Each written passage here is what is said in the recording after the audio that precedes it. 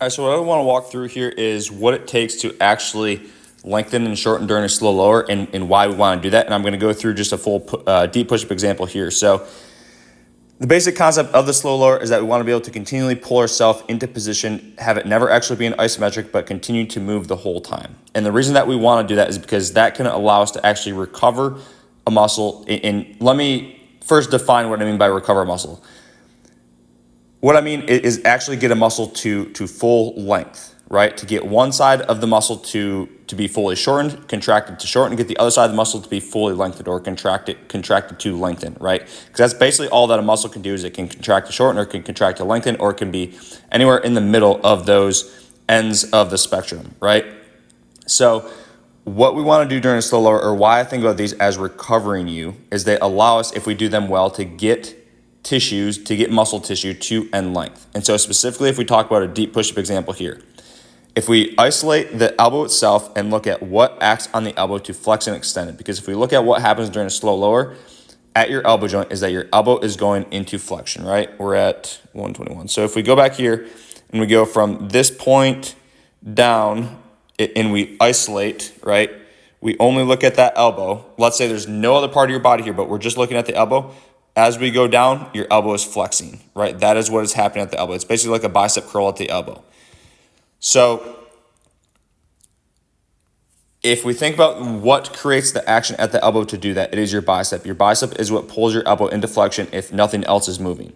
So what we want to do during a slow lower deep push-up is be able to actually utilize your bicep to pull you into that position. And what that means, like physiologically, is that the muscle tissues, the muscle fibers in your bicep are actually contracting and getting shorter the deeper you get into the deep push-up, right? And if we do that and we're continually moving, right, the tricep on the opposite end of that is going to be continually lengthening. If we stop and we perform an isometric, then the tricep on the opposite side is going to contract to shorten just as the bicep is. Because if the bicep stops, because we have gravity pushing down on us, right?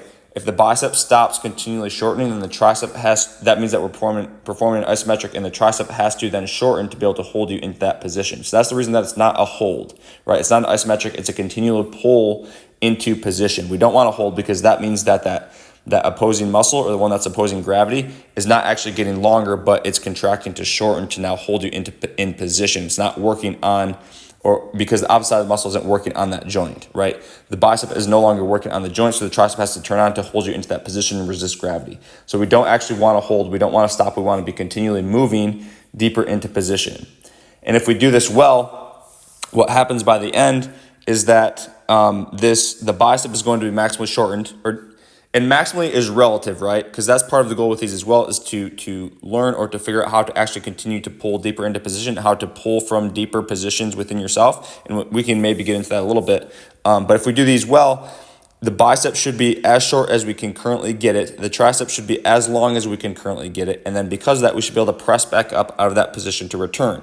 Because that means that the tricep is lengthened, which means that it's recovered, which means that we can contract it to shorten, which then will extend your elbow, right? So if we go to here, right, to be able to press back up at the end, the action that's happening in the elbow joint there is a straightening of it, and we use the tricep to do that. So if we do these well, you should be able to work for 3 to 5 minutes pulling into position, tricep continually getting physically longer the whole time, and then be able to press back up at the end of that, right? So that's the basis of how I think about doing these. Why I think about these as recovering is because we can get muscles to fully lengthen, to fully shorten, and when we do that, that is a physical representation of those being recovered. Now, as it relates to what I mentioned earlier of pulling from deeper positions, right?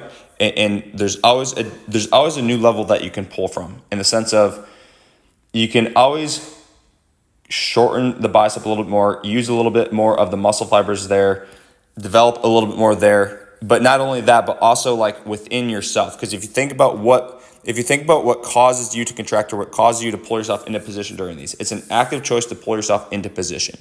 It's basically an active choice to actively pull yourself in the direction that you're moving. Because if you were to just kind of like check out during these, the the thing that would be easier to do would be to resist gravity and just hold that position. Not even necessarily that'd be easier, but if you were to just check out and be like, I'm going to be in this position, you would work to oppose gravity, which means that like in this example, the tricep would be opposing. We could also talk about pec and delt, but we're just focused on the elbow here.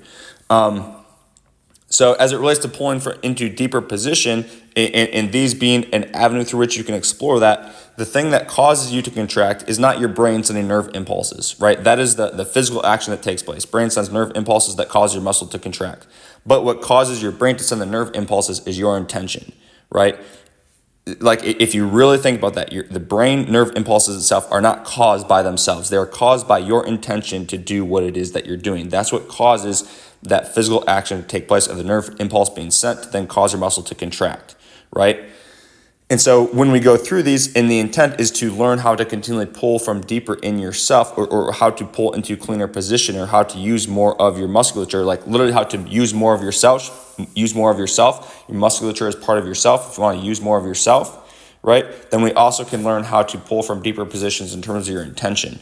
Because as you get better at these, as you get cleaner at these, as you're able to use more of the physical tissue that you have, it's going to necessitate that you are able to also use more of your own intention, your spirit, your soul, whatever you want to call that. It's going to require that you use more of that to continue to figure out how to pull into deeper and cleaner positions. So everything comes into play with these, all systems, all aspects of yourself, whether it's, spirit, physical, mental, your actual physical tissue, etc. Like all those come into play with these. That's a little rundown on beginning to how I think about these.